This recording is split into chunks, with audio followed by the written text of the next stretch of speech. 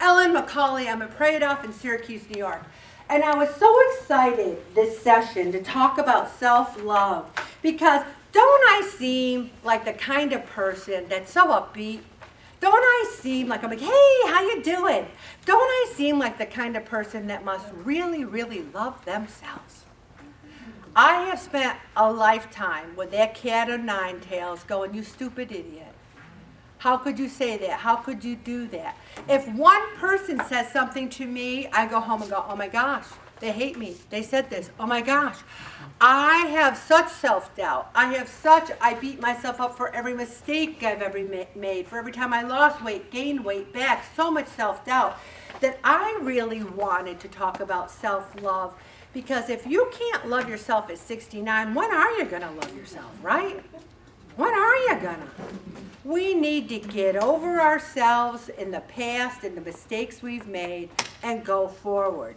So tonight I want to talk about what does self-love truly mean and how do we cultivate it? Many of us had childhood trauma.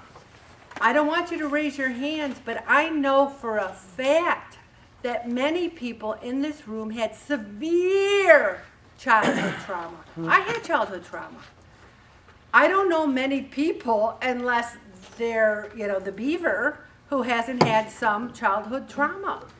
And yet, difficult relationships. A very dear friend of mine is so thin, and she's always in a restaurant. She's like, I really should have fish. I'm like, honey, you can eat whatever you want. But she grew up, and her mother would say, you're fat, you're fat, you're fat, you're fat. Her own mother. She ended up having an eating disorder. She was just a little round. Everyone else was a stick, but she had a figure to her. And her mother would say, you're fat, you're fat, you're fat, you're fat. She's almost 70, and all she can hear in her mind is, you're fat, you're fat, you're fat. I know myself, I said to Bob, do I cry? I stayed the same again? He goes, well, you look good to me. Hey, do you know how many women would kill to have someone they love say, you look good to me? And even though he fell asleep last week, I still love him. He told me, please don't bring that up. But I said, I will. Also, what does self-love mean? It means you have self-compassion, that you forgive yourself for the mistakes you made because you were stupid and young. I mean, most of the mistakes I made, I had too much to drink at the time. How about you guys? You don't make mistakes when you're walking out of church, usually. Also, we need to lower our stress level, and there's one way to do that is just to say, I'm not going to get stressed about this because I've handled difficult situations before. I know I can get through this. I have friends, I have family, I have people who will help me. I'm not going to get stressed. I love myself. God loves me. We will have more resiliency and we'll be able to bounce back. If you gained a pound this week, do you quit or do you say, hey, it's 1 week. I'm going to listen to Ellen. I'm going to look at my food log. I'm going to see. And also you have a willingness to take some risk. Coming here is a risk. I applaud the 13 new people who came. They came and they didn't know anybody. I mean, maybe one person knew somebody they came with, but it's hard to join a new group. It's hard to go out. You feel like the new kid. I know when I even go to these new school substitute teaching, I walk in, I don't know anybody there. If one person comes up to me and goes, hey, I'm like, oh, somebody's nice, Don't you? Don't you? So that's what I always say, be nice to the new people. We want to make sure that everyone knows we care about them. So we take risks, though, because we say, I'm a little nervous about joining a new group, but I want to lose weight. I want to see what it's all about. And then so many people who were the new people are like, this isn't really what I expected, but I like it, And then you have empathy and compassion for other people because you have compassion for yourself. Do you ever notice the people that are the hardest on other people are the hardest on themselves? I tend to say, oh, well, they gained, I always have compassion for people who gain weight because I've gained weight my whole life. I'm going to judge someone who had a tough week And I could say, well, haven't you learned the coping mechanisms of prayer and blah? I know that there's certain days that you go, God, who? You just want that cookie, you know? So you got to have compassion and forgiveness for yourself. And you also have to set those boundaries and do what you want. I ran into somebody who used to work for the county, and they said, wow, what boards are you on? And I said, I'm not on any boards. And they go, what? I thought for sure you'd be on 5 or 6 boards.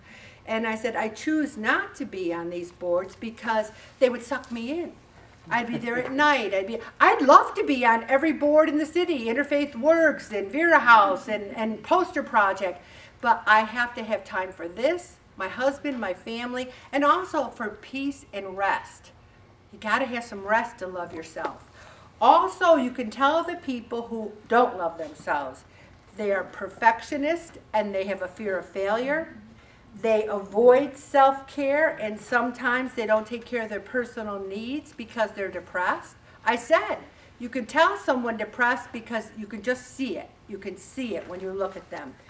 They have difficulty saying no. They overcommit themselves. They compare themselves unfavorably to others. They'll say, like, hi, how'd you do this week? And the person will say, oh, I lost 2 pounds. And inside you'll be like, I hate you. You know? And the thing is, or else they say, this is worse. Well, it's easy for them. It's hard for me. It's easy for everyone. It's hard for me. Negative self-talk and self-criticism. I have never heard more negative self-talk than I have heard in that little kitchen. There are people, like I'll say, oh my gosh, you look great. No, I don't.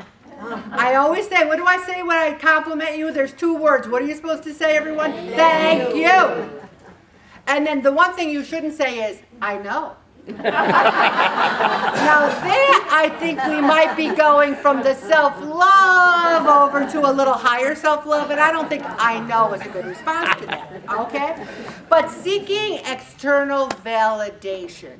If you've got someone, and I have someone like that in my life, they'll say, did you see my presentation? Oh my gosh, it was fantastic. You did great. But what did you really think? Oh, I thought it was great. I thought you did really good. Well, what about the middle part? How did I do in the middle part? Great. The whole thing was great. Are you sure? Are you sure I did okay? Did you ever see someone like that? Milk, milk, milk, milk, milk. They need that validation. I'm a little like that. I'll get in the car and I'll say, how did it go? How did I do? How about that? I do, Martha, I do that. I just dig for those compliments. And sometimes I get in the car and I say, I'm not going to say anything, and I'm going to see if Bob compliments me. I don't talk, and we get halfway home, and there's not one sound in the car. And I'm like, you don't talk to me, you don't compliment me. So, no, I'm only kidding. That doesn't really happen. Okay, yes, it does. All right, so, know thyself. Do we really know ourselves? There are people who think they should win American Idol and they can't hum, they can't sing a tune. We need to know ourselves. Does a good massage make you happy? I'm not so big into massages, but give me an hour with a good book, I'm happy with that. And this article says it's okay to fish a little bit for compliments. Like, hey, I got my eye surgery and I'm not wearing glasses. How do I look? And they'll say, I didn't even notice. And then also build your self-care routines. When Jen does my pedicure, and she puts cream on my legs, and she starts putting that cream on my feet and my legs, I have to hold myself back from making noises such as this.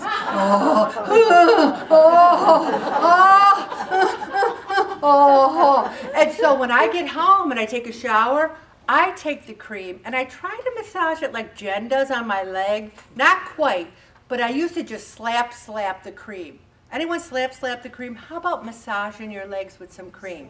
Have some self-care routines. Stretches, meditation. Go into those classes at the gym. Anyone who's got a gym near them, if they have silver sneakers or a gym membership, I highly recommend it. Also, nurture this positive self-talk. You say things like, I deserve this.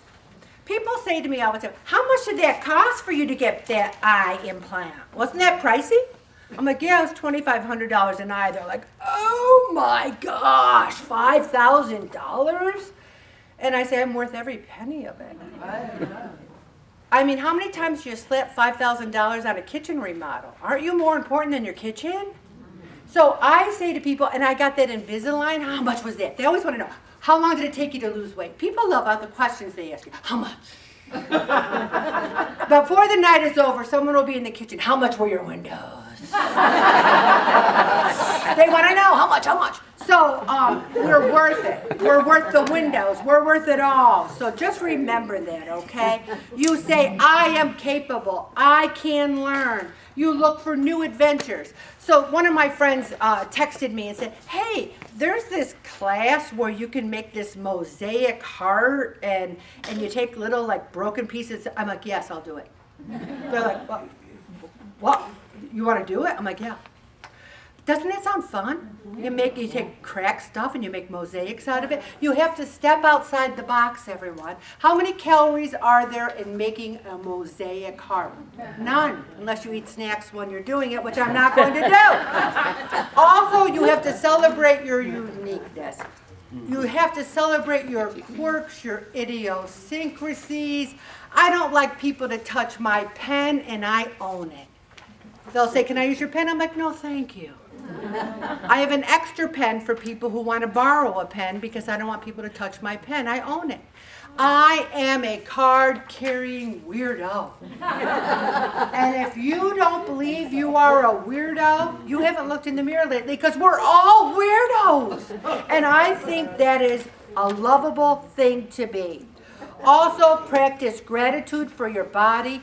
We can walk, we can see, we can hear. How beautiful is that? We have to have healthy boundaries for our mental health. We have to do things, whether self-love has to do with whether or not you like yourself, find yourself worthy of trust, admiration, and care. I love this. Self-compassion is our ability to forgive ourselves and be gentle with our mistakes. So we have to start with the self-love, everyone, but then we have to have that self-compassion. And there's going to be people, you can say, I finally forgive myself from all my mistakes. I was young and stupid. I was an idiot, but God's forgiven me and I forgive myself. Then you run into someone and they go, remember what you did in 1980? And then you have to say, oh, and then you say, I hope you can accept my apology. I'm sorry and I've forgiven myself. If they can't forgive you, apologize. You got to go on. You got to try to forgive yourself. I'm going to stop right there. Bobby?